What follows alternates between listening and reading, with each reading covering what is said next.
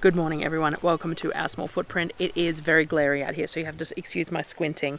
There's a lot of cloud cover and it's just started sprinkling, so I'm going to get this done before it pours. Not that there's rain forecast for today, but that doesn't stop the rain, does it? So I'm Nyssa. Welcome to our small footprint. We're a family of 8 who live off-grid in Australia, to anyone who's new here.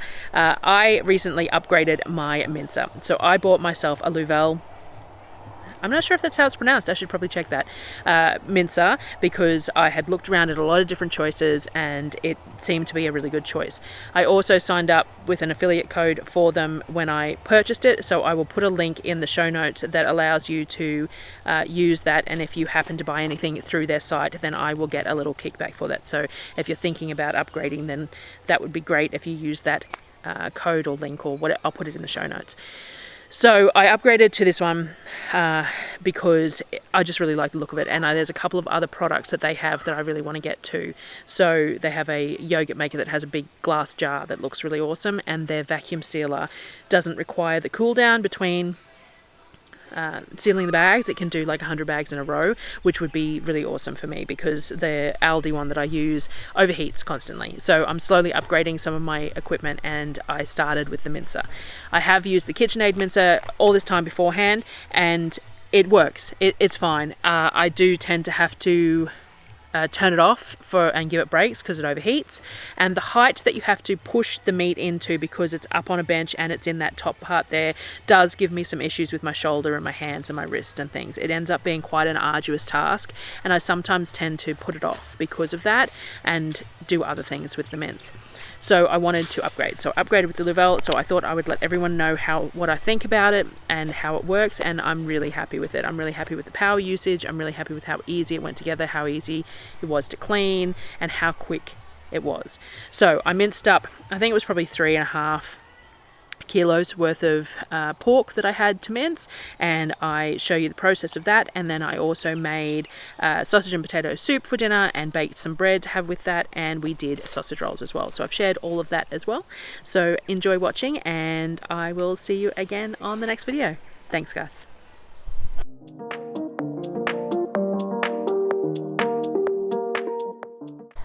So the mincer is super easy to put together. This is in real time, so it takes about 50 seconds.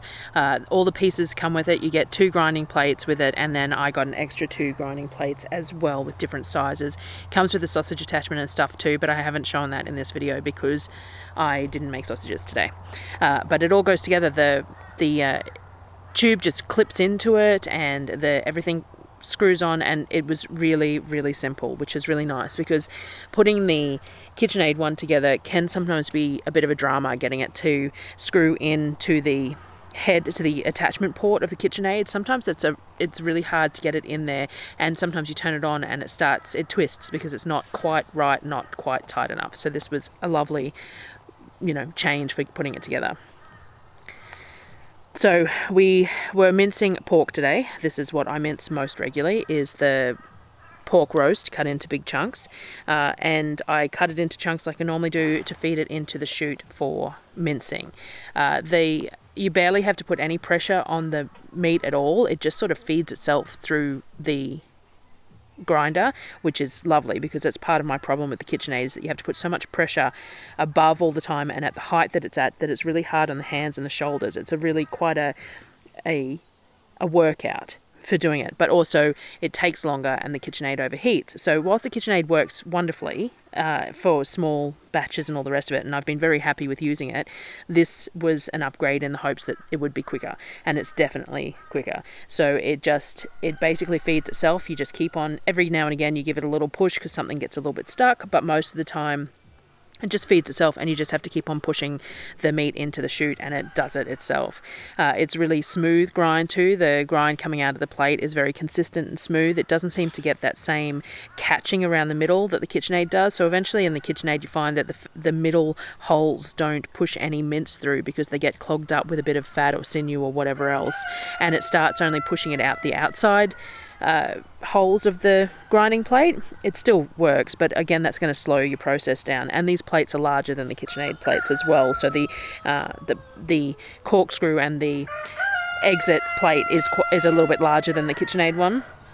It's fairly noisy, but not excessive. You wouldn't want to be standing there trying to hold a peaceful conversation over the top of it, but it's also quicker, so it doesn't really make as much of a difference. The big thing for me was that I was concerned about the power usage. So this is rated at 1200 watts, and I thought, well, that's fine. I'll run it on the secondary solar. It's not going to run for extended periods of time, so it'll be all good. I put the power meter on the machine. So the machine plugs into the power meter, and the power meter plugs into the power to assess the power usage of the machine while it was running, and it never got up past 377 watts. Now, I was only using it on speed 1, and there is a speed 2, but I don't see that you'd need a speed 2, to be honest. Maybe when stuffing sausages, but your mince is already going to be pre-minced when you're stuffing sausages anyway, so it's not like it should take a whole lot of extra push to do that anyway. So the maximum wattage it went up to was about the 377 watts, which is absolutely wonderful. I could run that on any of our solar systems while other things are running and it not be a concern at all. So that was perfect. And it didn't take very long to do the whole lot of mince. It was really quick. It didn't feel warm at all. I didn't need to stop and start it. It all just went through smoothly, and it was a really neat process. When it came time to pulling it apart, it was as simple as putting it back together. Still only took about the 45-second mark.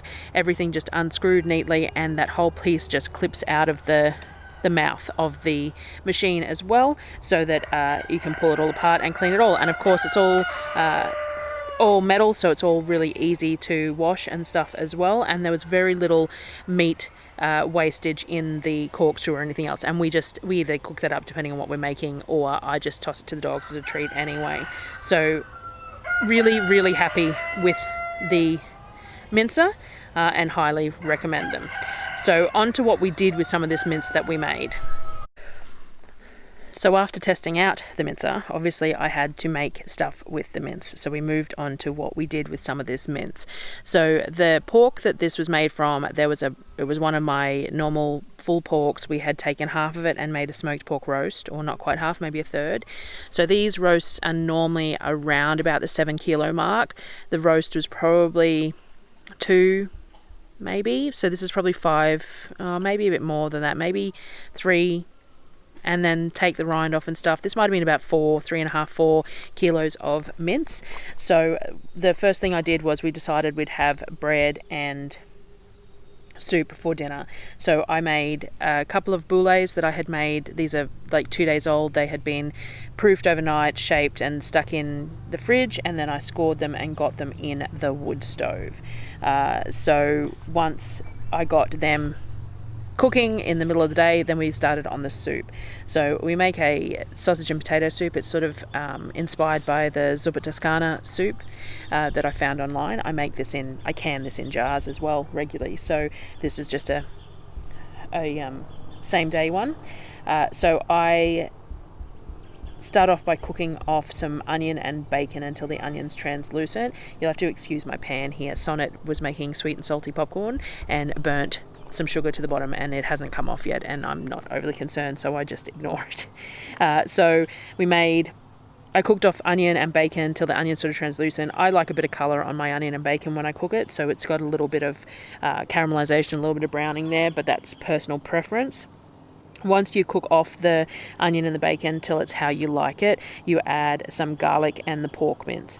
So I didn't have any fresh garlic, so this is just jarred garlic, and with the pork mince I added about 3 heaped cups of pork mince. I didn't weigh it, but there's the 8 of us and there'll be a bit of leftovers generally speaking, so I did 3 heaped cups into the pot and cooked that off with the garlic as well. I like to cook it off without moving it around too much, so you get some clumps of the mince in there as well, and then that works for us. You add your herbs and spices and things like that.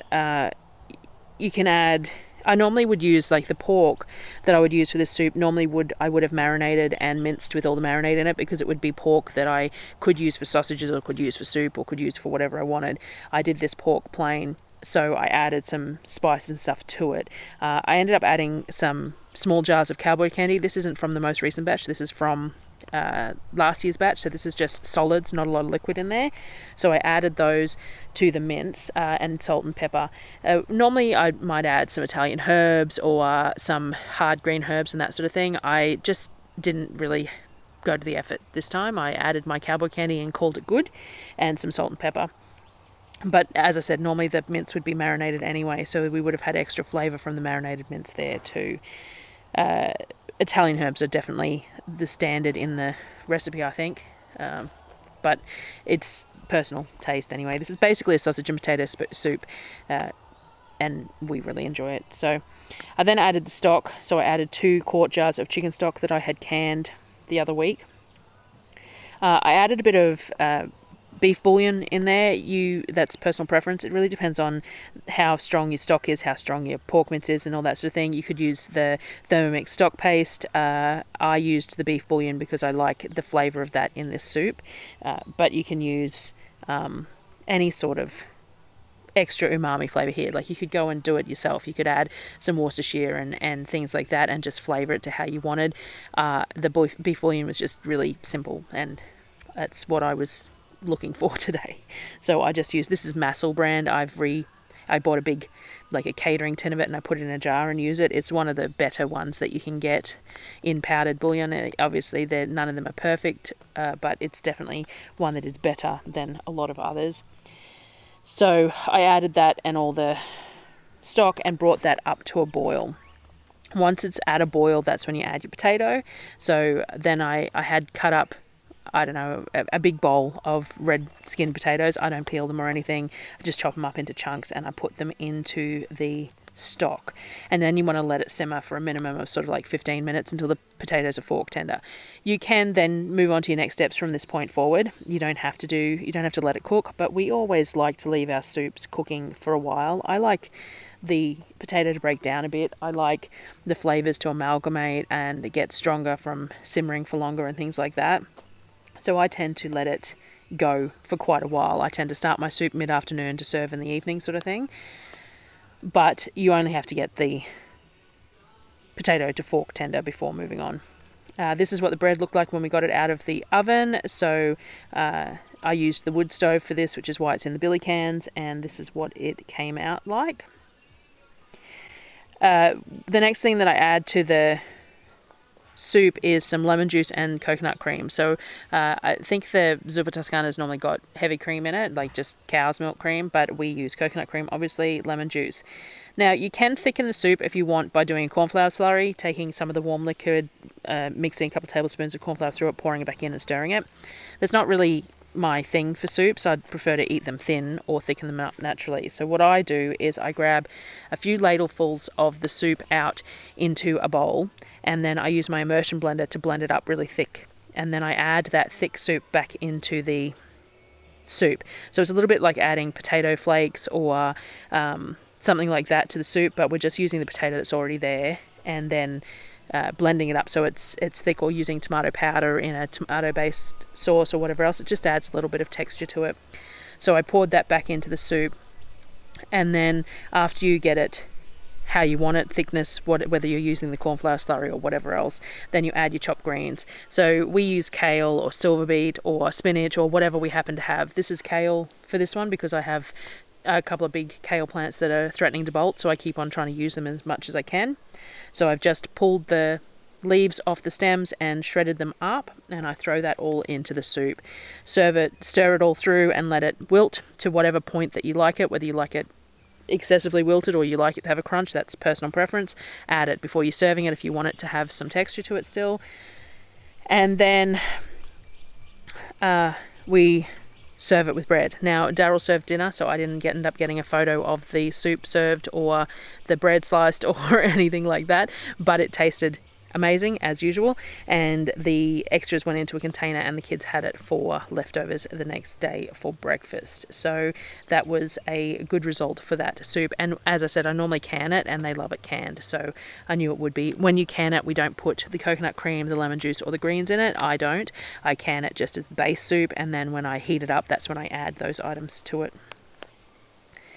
The other thing that I did with the rest of the mince, which was the next day, is I made more sausage rolls. So I made sausage rolls a few days ago, a week ago, however long it was, using some of the sausage mince that came in the hamper.